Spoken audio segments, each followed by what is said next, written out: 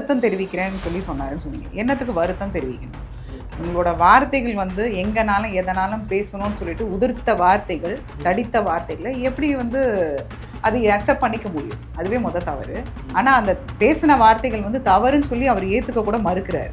இதை விட்டுருங்கன்னு சொல்கிறார். இதை எப்படி கடந்து போக முடியும்? நான் என்ன கேட்குறேன்னா, இவருக்கு கேட்குறதுக்கு ஆள் இல்லையா? இதை சொல்லுவாங்க பழமொழி, கேட்பார் இல்லை மேய்ப்பார் இல்லைன்னு சொல்லிட்டு. அதனால் இவரை வந்து என்ன வேணாலும் பேசிட்டு போகலாம் அப்படிங்கிற ஒரு இதில் பேசுகிறாங்களான்றது எனக்கு தெரியும். கட்சி தலைவர்களில் பெரிய மூத்தவர்களை நம்ம வந்து இலக்காரமாக பேசணும்னா விட்டுருவாங்களா? இந்நேரம் தமிழ்நாடு கொந்தளிச்சிருக்காதா? நம்ம வந்து எல்லாருமே ஒரே பார்வையில் கூட்டணின்னு நம்ம நினைக்கிறோம். இதை வந்து சிஎம் அவர்கள் சொல்லலை, இதனால தான் பிரச்சனைன்னு சொல்லிட்டு அவர் சைடில் இருந்து அவருக்கு என்ன தோணுதோ சொல்கிறார். நான் அதை தான் கேட்குறேன். இப்போ தலைமைன்றது வந்து திரு ஸ்டாலின் அவர்களா இல்லைன்னா திருச்சி சிவா அவர்களா? என்ன வேணாலும் பேசலாம்னு சொல்லிட்டு உங்கள் வீட்டை பராமரித்து பாதுகாக்க அணுகுவீர் Nimmathi property management. Voice of Tamil Nadu நேயர்களுக்கு வணக்கம். இன்றைக்கு நாம் நேர்காணல் நடத்த இருப்பது பெருந்தலைவர் காமராஜர் அவர்களின் பேத்தி திருமதி கமலிகா காமராஜ் அவர்கள். வணக்கம். சமீப காலமா நீங்க பார்த்துருப்பீங்க, ஜூலை 15 பெருந்தலைவர் காமராஜர் அவருடைய பிறந்தநாளப்ப திமுகவுடைய மிக உயர்மட்ட பொறுப்பில் இருக்கக்கூடிய திமுக துணை பொதுச் செயலாளர் திருச்சி சிவா அவர்கள் வந்து காமராஜர் அவரை பற்றி ஆதாரம் இல்லாத கருத்துக்கள், அதை அப்படிதான் சொல்ல முடியும், நீங்களும் அதை அப்படிதான் பார்ப்பீங்கன்னு நினைக்கிறீங்க. அந்த ஆதாரம் இல்லாத கருத்துக்களை சொல்லும் பொழுது அதை நீங்க வந்து எதிர்த்து அவரை வீட்டை முற்றுகையிட்டு போராட்டம் நடத்துனீங்க. காங்கிரஸ் கட்சிக்காரர்களை இப்ப நீங்க கூட்டணி வச்சிருக்கக்கூடிய திமுக காரங்க, திமுக கையில இருக்கக்கூடிய காவல்துறை கைது செஞ்சிருக்கு. இது எப்படி பாக்குறீங்க? இல்லை, வரவேற்க வேண்டிய விஷயந்தாங்க. ஏன்னா வந்து ஒரு கூட்டணியில் இருக்கும். இது கூட்டணியில் இருந்தாலும் இல்லைனாலும் ஒரு பெருந்தலைவர் அவர் செஞ்ச நல்ல விஷயங்கள் எல்லாமே இன்னமும் புகழ் பாடிட்டு தான் இருக்கும். அப்படின்னும் போது இந்த நேரத்தில் அவர் பேரில் வந்து களங்கம் விளைவிக்கும் விதமாக இந்த விஷயத்தை வந்து அந்த கட்சியிலேருந்து பேசுகிறது வந்து யோசிக்க வேண்டிய விஷயந்தான். ஸோ அதனால் இதை வந்து இப்போது காங்கிரஸ் பெரிய இயக்கம் இன்றைக்கி திருச்சியில் வந்து முற்றுகையிட்டு இருக்காங்க, அரெஸ்ட் ஆகியிருக்காங்க.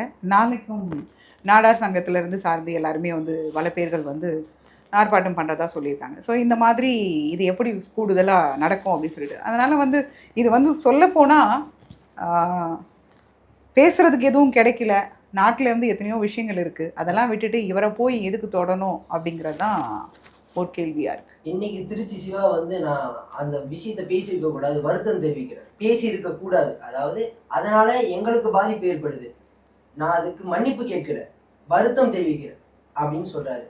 இந்த விஷயத்த ரெண்டு விதமா அணுகலாம். ரெண்டு விஷயத்த சொல்லியிருக்காரு. ஒன்று, கடைசி காலகட்டத்தில் என்னுடைய கையை பிடிச்சி காமராஜர் அவர்கள் வந்து ஜனநாயகத்தையும் நாட்டு மக்களையும் நீங்க தான் பாதுகாக்கணும் அப்படின்னு சொல்லிட்டு போனாரு. அதே திருச்சி வேலுசாமி அவர்கள் வந்து சொல்றாரு, கடைசி 2 மாசமா படுத்த படுக்கையில் தான் இருந்தது, நாங்கெல்லாம் உடன் தான் இருந்தோம், எப்ப கையை பிடிச்சி சொன்னாருன்றதை நாங்க பார்க்கல அப்படின்னு சொல்றாரு. இதுக்கான ஒரே ஒரு ஆதாரம் சொன்னது கலைஞர் அவர்கள் தான், அவர் இப்ப கிடையாது. அதுக்கப்புறம் இன்னொரு விஷயம், இவர் வந்து ஏசி இல்லாம தூங்க மாட்டாரு அப்படின்னு சொன்ன விஷயம், இதை பார்த்ததும் யாரும் கிடையாது. இதை சொன்னது இவர் திருச்சி சிவா மட்டும்தான். இதுக்கு ஆதாரமும் கிடையாது. இந்த ஆதாரம் இல்லாத விஷயத்த ஒண்ணு ஆதாரம் கேட்கணும், நீங்க ஆதாரம் கேட்கணும், அல்லது ஆதாரம் இல்லைன்னா மன்னிப்பு கேட்க சொல்லணும். அந்த மன்னிப்பும் கேட்காத பட்சத்துல எந்த திமுக தலைவரும் அதற்கு மன்னிப்பு கேட்காத பட்சத்துல வருத்தம் தெரிவிப்பாங்க. மன்னிப்பு கேட்காத பட்சத்துல நீங்க உங்களுடைய அடுத்த கட்ட நடவடிக்கை என்னவா இருக்கும்? இல்லை, அதை தான் சொன்னேன். இப்போ இந்த மாதிரி விஷயத்த வந்து இதோட பேசாதீங்க, நிறுத்துங்க அப்படின்னு சொல்லியிருக்காங்க. வருத்தம் தெரிவிக்கிறேன்னு சொன்னாருன்னு சொன்னீங்க. என்னத்துக்கு வருத்தம் தெரிவிக்கணும்? உங்களோட வார்த்தைகள் வந்து எங்கனாலும் எதனாலும் பேசணும்னு சொல்லிட்டு உதிர்த்த வார்த்தைகள், தடித்த வார்த்தைகளை எப்படி வந்து அதை அக்செப்ட் பண்ணிக்க முடியும்? அதுவே தவறு. ஆனால் அந்த பேசின வார்த்தைகள் வந்து தவறுன்னு சொல்லி அவர் ஏற்றுக்க கூட மறுக்கிறார். இதை விட்டுருங்கன்னு சொல்றாரு. இதை எப்படி கடந்து போக முடியும்? மற்ற தலைவர்களும் மன்னிப்பு கேட்க மாட்டேன்றாங்களே, இதை பத்தி என்ன? இல்லை, அதுதான் சொல்கிறேன். இவங்க கேட்காத வரைக்கும் அங்கங்கே எல்லாருமே வந்து வெடிக்க தான் செய்யும். இதை பற்றி நீங்கள் சொல்லி தான் ஆகணும். ஏன்னா இது இப்போன்னு கிடையாது, தொடர்ந்து இவரை பற்றி விமர்சனங்கள் முன் வந்துட்டே தான் இருக்குது. அங்கங்கே சலசலப்புகள் வந்துட்டு தான் இருக்குது, வரும், அதுக்கப்புறம் அடங்கும். நான் என்ன கேட்குறேன்னா, இவருக்கு கேட்குறதுக்கு ஆள் இல்லையா? இதை சொல்லுவாங்க பழமொழி, கேட்பார் இல்லை மேய்ப்பார் இல்லைன்னு சொல்லிட்டு. அதனால் இவரை வந்து என்ன வேணாலும் பேசிட்டு போகலாம் அப்படிங்கிற ஒரு இதில் பேசுகிறாங்களான்றது எனக்கு தெரியும். கூட்டணியில் விழுந்த மிகப்பெரிய விரிசலா பார்க்கலாமா? விரிசல் வந்து அதாவது என்னங்க, இப்போ வந்து நான் சொல்கிறேன்னா, இப்போ அவரோட பற்றாளர்கள் எல்லா இடத்துலையும் இருக்காங்க. கட்சி அப்பாற்பட்டு நான் சொல்கிறேன், எல்லா கட்சியிலையுமே இருக்காங்க. அதிமுகலையும் இருக்காங்க, திமுகலையும் இருக்காங்க. ஸோ அப்படின்னும் போது இதில் விரிசல் விடுறதுக்கு இல்லை, எல்லாருமே அவங்கவுங்க பதிவை வந்து வலைதளங்களில் பதிஞ்சிட்டு தான் இருக்காங்க. அதனால் விரிசல் வர்றது வந்து இந்த மாதிரி ஆகும்னு தெரிஞ்சுதான் இந்த வார்த்தையை அவர் சொல்லியிருக்கவே மாட்டார். ஸோ இந்த வார்த்தையை சொல்கிறாருன்னா, நான் முன்ன சொன்னது போல் இங்கே வந்து என்ன நடக்குது? அப்போ வந்து தலைமை ஒரு விஷயத்தை வந்து சொல்கிற விஷயத்த வந்து சரிவர இவங்க எடுத்து பேசுறது கூட இவங்க யோசிக்கிறாங்களா, இல்லை இவங்க கையிலே எல்லாருமே அவங்கவுங்க பொறுப்பை எடுத்துக்கிட்டு நான் தான் அப்படின்னு நினச்சி இருக்காங்களான்றது தெரியல. இது சாதாரணமாக இது இந்த அளவுக்கு வீரியமாக பேசப்படுறதுக்கான காரணம் இது மக்கள் மத்தியில் ரொம்ப கொந்தளிப்பை ஏற்படுத்துது. சாதாரண தலைவராக இருந்தால் ஒன்று சாதி ரீதியாக வந்திருப்பாங்க, அல்லது அந்த கூட்டம் மட்டும் வந்து போராடி இருக்கும். இது ஒட்டுமொத்தமாக எல்லா தலைவர்களும் எல்லா மக்களுமே போராடுற விஷயமா இருக்கு. ஏன் அப்படின்னா நம்ம எல்லாருக்குமே தெரியும் பெருந்தலைவர் காமராஜர் எப்பேற்பட்டவர் அப்படின்னு. இப்படி இருக்கிற ஒரு நபரை இவங்க விமர்சனம் பண்ணியிருக்காங்க. விமர்சனம்ன்றது ஆதாரமற்ற விமர்சனம். அப்படி இருக்கும்போது நீங்க ஒரு சுயமரியாதையோட இருக்கீங்க, ஒரு கட்சியும் சுயமரியாதையோட இருக்கு. அப்படிப்பட்ட சுயமரியாதை உள்ள இந்த இயக்கத்தை கேள்விக்குறியாக்கி இருக்குல்ல இவங்களுடைய ஆதாரமற்ற விமர்சனம். இப்படி இருக்கும்போது நீங்க கூட்டணியை விட்டு விலகிறதுக்கான வாய்ப்புகள் இருக்கா? அதாவதுங்க, ஒருத்தர் 2 பேர் செய்யற தவறுதனால ஒட்டுமொத்தமா முறிச்சிட்டு வர்றது, இந்த உறவே வேண்டாம்னு சொல்றது வந்து அது தவறான விஷயம். அது கண்டிப்பாங்க, அது அழுத்தம் கொடுத்துட்டு தான் இருக்கும். இப்ப நேத்து கூட நான் சொன்னேன், இப்ப ஆதாரமற்ற ஒரு செய்தியை நீங்க எப்படி ஆதாரமா நீங்க சொல்ற மாதிரி சொல்ல முடியும்? இதுக்கு என்ன ஆதாரம் இருக்கு?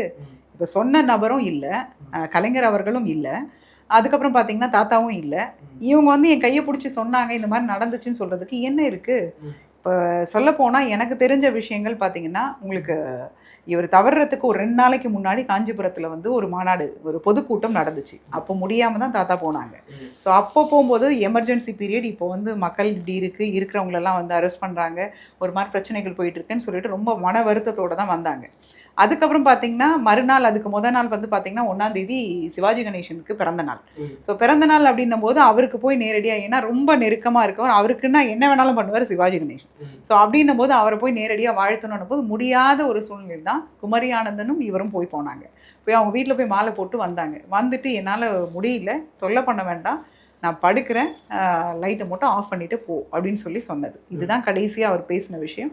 மறுநாள் வந்து இந்த மாதிரி ஒரு விஷயம் நடந்தது அப்படின்னும் போது எங்களுக்கு தகவல் வந்தது. அதுக்கப்புறம் நாங்களும் வந்து போய் பார்த்தது, நாங்கன்னா எங்கள் ஆச்சப்பா எல்லாருமே போய் பார்த்தது. ஸோ இதான் நடந்த விஷயம். இதுக்கு இடையில இங்கே கலைஞர் அவர்கள் எங்கே வந்திருப்பாங்க, 2வது தாத்தா அங்கே எப்படி போயிருப்பாங்க? இது வந்து ஒரு எதிரெதிர் கட்சி, இதில் வந்து கையை பிடிச்சி பேசுகிற அளவுக்கு அங்கே என்ன நடந்தது? 2வது வந்து சொல்ல போனால் 9 ஆண்டு காலம் சிறையில் இருந்தார், எதை பற்றியும் யோசிக்கல. அவர் நாட்டையும் நாட்டு மக்களையும் தான் நேசிச்சார். பெற்ற தாயும் சரி, கூட பிறந்த தங்கையும் சரி, பார்த்துக்குவீங்க, நீங்கள் இருங்க, நான் இந்த நாட்டுக்காக இருக்கேன்னு சொல்லிட்டு எல்லாத்தையுமே வந்து திறந்து தான் அவர் மக்களுக்காக பயணித்தார். அப்படின்னும் போது இதுக்கெல்லாம் அஞ்சாத ஒரு மனுஷன். அப்படின்னும் போது இந்த நாட்டுக்காக இப்படி இருக்கணும்னு சொல்கிறது வந்து ஒரு அப்பட்டமான ஒரு கட்டுக்கதையை வந்து இந்த நேரத்தில் அவிழ்த்து வேண்டிய அவசியம் என்ன அப்படிங்கிறது தான் எனக்கு புரியல. இப்ப காமராஜர் அவருடைய பிறந்த நாள் அப்ப நாம் தமிழர் கட்சியுடைய ஒருங்கிணைப்பாளர் செஞ்சிமன் சீமான் அவர்கள் வந்து காமராஜர் நினைவகத்தாண்ட போயிட்டு மாலை போட போனாரு. மெயின் கேட்டை இழுத்து பூட்டிட்டாரு. அப்புறம் வந்து உடைங்க அப்படின்னு சொல்லிட்டு வேற ஒரு கேட் பக்கமா சுத்திட்டு போயிட்டு மாலை போட்டுட்டு அவர் வந்து ஆவேசமா சொல்றாரு, நாங்க வந்து மாலை போடுறது கூட உரிமை இல்லையா, நீங்க மட்டும்தான் காமராஜரை கொண்டாடுவீங்களா, நீங்களே அவதூறும் பரப்புறீங்க, நீங்களே அவரை தூக்கி வச்சு நாங்க தான் எல்லாமே பண்ணோன்ற மாதிரியும் பேசுறீங்களே அப்படின்னு சொல்லியிருக்காரு. இதை பத்தி உங்களுக்கு? இது வந்து தவறுங்க. அவர் வந்து பொதுவான தலைவர், யாரையும் கையில பிடிக்க முடியாது. அவரை வந்து எனக்கு மட்டும் சொந்தம்னு சொல்லிக்கிறதுக்கு உரிமையே கிடையாது. அப்புறம் திமுக கட்சியினர் மட்டும் மாலை போட்டு ஏன் கேட்டு அது அவங்கள தாங்க கேட்கணும். அந்த சூழல் என்ன நிலவுச்சுன்னு நாங்க இல்லை. ஸோ அது வந்து தவறு தான், அந்த மாதிரி செய்யறதுக்கு இல்லை. எல்லாம் பொதுவான தலைவர், எல்லாருமே அவரை போற்றி புகழ்றாங்க, அவரை கொண்டாடலாம், எல்லாமே நடக்குது. ஆனா அந்த நேரத்துல இது சீமான் அவர்கள் இப்போ மற்ற அரசியல் கட்சி தலைவர்கள்லாம் அதிகமா இல்லை, சீமான் அவர்கள் தான் இந்த பிரச்சனைக்கு அதிகமா குரல் கொடுக்குறாரு. ஏன்னா பாதிக்கப்பட்டிருக்காருல்ல, அதனால அவர் குரல் கொடுக்குறாரு. ஸோ அவரை தானே உள்ள சேர்க்கல, அவர் தானே மாலை போட விடலைன்னு சொன்னீங்க நீங்க, அப்படின்றதுனால அவர் குரல் கொடுக்குறாரு. இல்ல இந்த பிரச்சனைக்காகவே சொல்றேன், இந்த மாதிரி அவதூறு பேர இருக்காங்க இல்லையா, அதனால மத்த எந்த அரசியல் கட்சி தலைவர்களும் பேச மாட்டாங்க. ஏன் நான் பேசிட்டு இருக்கேன், எங்க கட்சியில இருந்து உங்களுடைய கூட்டணி கட்சிகளும் பேச மாட்டாங்க. கூட்டணி கட்சி ஏங்க எல்லாருமே விமர்சனங்களை முன்வைக்க தான் செய்கிறாங்க, எல்லாம் ட்விட்டரில் பதிவிடுறாங்க, பேட்டி கொடுத்துட்டு இருக்காங்க. நேற்றுலேருந்து பார்த்தீங்கன்னா திருச்சி வேலுச்சாமி பேசியிருக்காங்க, நான் பேசியிருக்கேன், தலைவர் பேசியிருக்காங்க.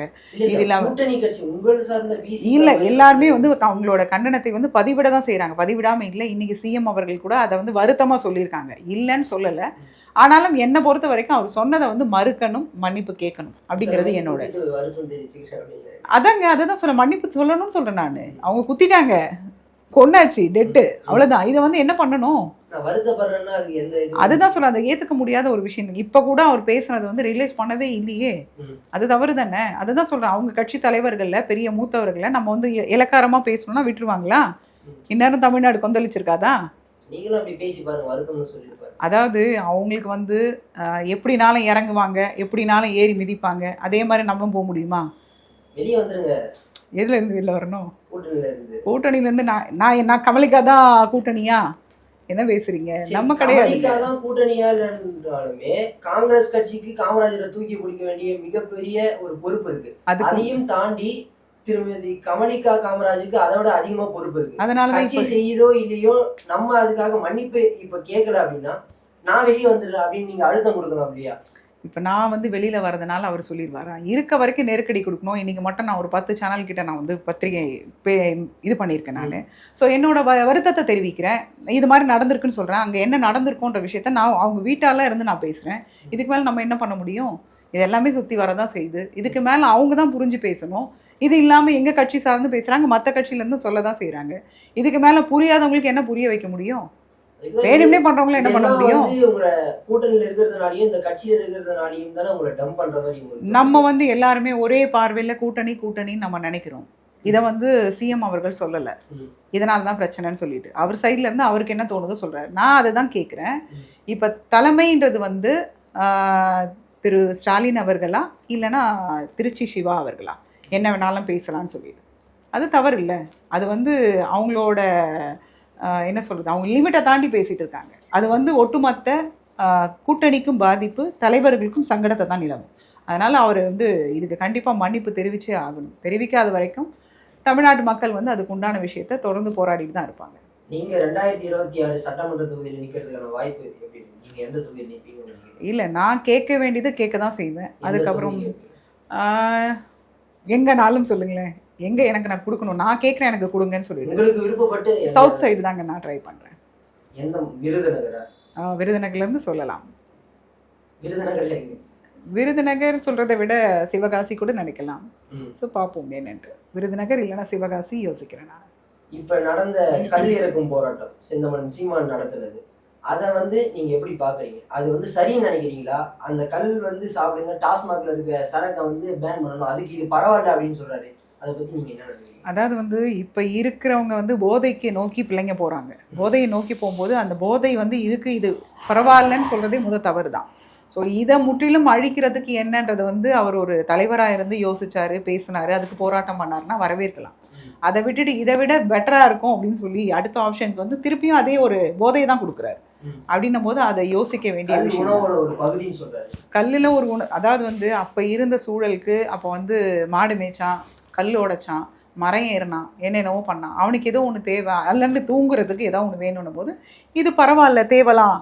அப்போ வந்து உங்களுக்கு பட்டசாராயன்வாங்க, அதெல்லாம் குடிச்சு உயிர் போச்சு, அந்த மாதிரி இருக்கிறதுலாம் வேண்டாம் அப்படின்னும் போது இது ஓகே அப்படின்ற மாதிரி. இல்லைங்க, அப்போ இருந்த சூழல் சொல்கிறேன் நான். அப்போ வந்து இதெல்லாம் வந்து ஓகே அப்படின்ற மாதிரி சில பேர்கள் சொல்லிட்டு இருந்தாங்க. அப்போ கூட அதை வந்து இது பண்ணலை. ஆனால் இப்போ இருக்க சூழலில் இதை வந்து இவர் தூக்கி பிடிக்கிறது தவறுன்னு தான் நான் சொல்லுவேன். அதை சார்ந்த சமூகத்தினரும் அதை செஞ்சு பிழைப்பு நடத்தக்கூடிய மக்களும் பாதிக்கப்படுறாங்க. நான் என்ன சொல்றேன்னா, பனையினால பல விதமான பலன்கள் இருக்கு. அதை நீங்க செய்யுங்க. ஏன் கல்லுன்னு ஏன் எடுக்கிறீங்க? பதநீரா கொண்டு போங்க, அதை மட்டும் பண்ணுங்க, அதை ஃபோக்கஸ் பண்ணுங்க. அதுக்கு நீங்க ஒட்டுமொத்த நாடார் கம்யூனிட்டியா இருக்கட்டும், அதை சார்ந்த தலைவர்களா இருக்கட்டும், அதை முன்னெடுங்க. அவங்களுக்கு வாழ்வாதாரத்துக்கு வழி பண்ணுங்க. அது நல்லதா இருக்குமே. அதுக்குதான் ஆதரவு, ஒரு அரசியல் ரீதியான ஆதரவை நான் தந்துட்டு போறேன். அது மக்களின் குரலா இருக்கு, அதுக்கு நான் போய் போராடுறேன் அப்படின்னு சொல்லி. நான் சொல்றதை புரிஞ்சுக்குங்க. கல்லுன்றதை இறக்கி அவர் அந்த விஷயத்த சொல்றாரு. நான் கல்லுன்றதே தேவையில்லைன்னு சொல்றேன். நான் கல்லை தவிர்த்துட்டு மற்ற விஷயங்கள் இருக்குல்ல, பனையோட பலன்கள் நிறைய இருக்கே, அதை சொல்லலாமே. போதைக்கு போதை தான் மருந்தா? அது தேவையில்லையே. அதை தான் வேண்டாம்னு நான் சொல்றேங்க. வேண்டாம், மற்ற பொருட்கள்லாம் இருக்கே. அதுல இருந்து பனை ஓலைகள்ல வந்து எத்தனையோ விஷயங்கள் செய்யலாம். அதுல வந்து சிறு குறு தொழில்கள் பண்றாங்க. அது வந்து உங்களுக்கு எதுவுமே வந்து ஹெல்தியான ஒரு விஷயம்தான். ஸோ அந்த மாதிரி பண்ணிட்டு போகலாம். பனை ஓலையிலேயே வந்து உங்களுக்கு நார்கட்டில் பண்ணுவாங்க. ஸோ இதெல்லாம் வந்து ஆரோக்கியமானது, இயற்கை சார்ந்தே நம்ம ஃபோம்லாம் பண்ணி சில பேருக்கு வந்து செட் ஆக மாட்டேங்குது படுக்கைக்கு. ஸோ இந்த மாதிரிலாம் பண்ணலாமே. இயற்கை சார்ந்து கொண்டு போனோம், அவங்களுக்கு வாழ்வாதாரத்தை பெருக்கணும்னா என்ன வேணாலும் பண்ணிட்டு போகலாமே. நான் ஒரு விஷயத்த வந்து வேணான்னு நான் சொல்றேன்னு சொல்லிட்டு இன்னொரு விஷயத்தையும் நம்ம எதுக்கு கொடுக்கணும் அப்படிங்கிறது என்னோட பார்வை. காங்கிரஸ் தமிழ்நாட்டில் வளர்ந்துகிட்டு இருக்குன்னு நினைக்கிறீங்களா? இல்லைங்க, முதலுக்கு இப்போ தேவலான்னு நினைக்கிறேன். முதலுக்குன்னா எப்பத்துல இருந்து? 60 ஆண்டு காலம் கொஞ்சம் கொஞ்சமாக படிப்படியாக விட்டுட்டாங்க. இப்போ ஓரளவுக்கு காங்கிரஸ்ன்றது வந்து வெளியில் தெரியுதுன்றது நான் பார்க்குறேன். எந்த காலகட்டத்துல இருந்து நினைக்கிறீங்க? எந்த காலகட்டம் அப்படின்னா, இப்போ நான் இதில் ட்ராவல் பண்ணுற ஒரு 7 இயர்ஸாகவே ஓரளவுக்கு பரவாயில்ல, முன்னோக்கி தான் போகிற மாதிரி இருக்குது. நீங்க வந்ததுனால வளர்ச்சியோ? நான் ஒன்றுமே கிடையாது. நான் ஒரு சாதாரண ஒரு பர்சன் தான். ஸோ எனக்கு என்னோட பார்வைக்கு இல்லாததுக்கு இப்போ தேவலாம் அப்படின்ற மாதிரி. ஏன்னா அதுக்கு உதாரணம் சொல்லலாம். கிராம கமிட்டின்றது வந்து பெருந்தலைவர் காமராஜர் காலத்தில் இருந்துச்சு. ஸோ அதை வந்து கொஞ்சம் காலகட்டத்தில் அதை அப்படியே சுத்தமாக விட்டுட்டாங்க. ஸோ நம்ம வந்து கிராமந்தோறும் நம்ம என்ன பண்ணுறோம், மக்களுக்கு என்ன தேவைன்றதை வந்து ஊடுருவி போனாதான் அந்த மரத்தையும் சரி அந்த நிலத்தையும் வந்து நம்ம வந்து ஸ்ட்ராங் பண்ண முடியும். ஸோ அந்த வேலையில் வந்து இப்போ இறங்கி இருக்கிறது வரவேற்க வேண்டிய விஷயம். ஸோ இப்போ வந்து தலைவர் அவர்கள் சொன்னதும் பார்த்தீங்கன்னா, கம்மிங் எலெக்ஷனில் வந்து 25,000 வந்து ஓட்டுக்கள் வந்து ஒரு தொகுதிக்கும் மக்கள் வந்து கூடுதலாக வருவாங்க, ஓட்டுகள் வழங்கப்படும் காங்கிரஸ் பேர் இயக்கத்தில். நீங்க சொல்றது மாதிரி செஞ்சாலுமே கூட மக்கள் மத்தியில காங்கிரஸுக்கு நான் ஓட்டு போடணுன்ற திடமான நம்பிக்கை ஏற்பட்டு வர எலெக்ஷனில் நம்ம பார்த்தா தெரிய போகுது.